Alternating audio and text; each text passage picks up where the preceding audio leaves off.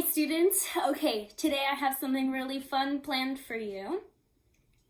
We have bubbles, and we're going to be talking about how bubbles can be used to see wind. So, bubbles are small packages of gas. So inside a bubble is gas, and it's surrounded by a membrane.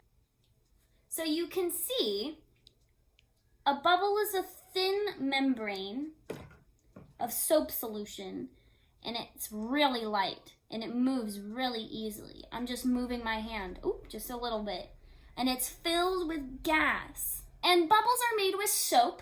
So if you get soap and water and you mix it together, and then you get some sort of device kind of like this, and then put it in the soap and water mix and then blow through,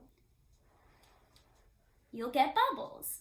So I'm taking the gas from my mouth and I'm blowing it into the soap solution. Because I'm blowing it into the soap solution, it's capturing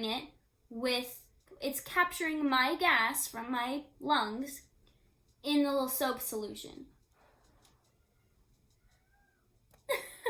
Because they're filled with gas and soap, it's really easy for bubbles to move around. So you notice that every time you blow bubbles, they usually move in one direction. Let's see the wind in this room that I'm in right here. Ready?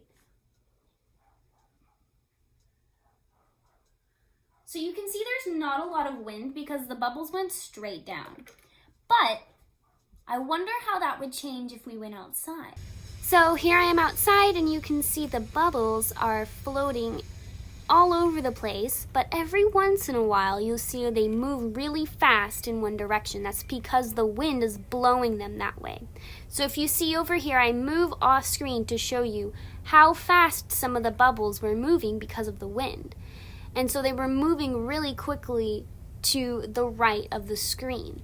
But then when I move to the other side and I tried to blow that way, you can see that they're coming back towards me because they're still moving in that direction of the wind. Now, one thing we're going to be talking about today is what happens if it is a windy day, but there's a building right in front of you. Well, sometimes the wind can be blocked.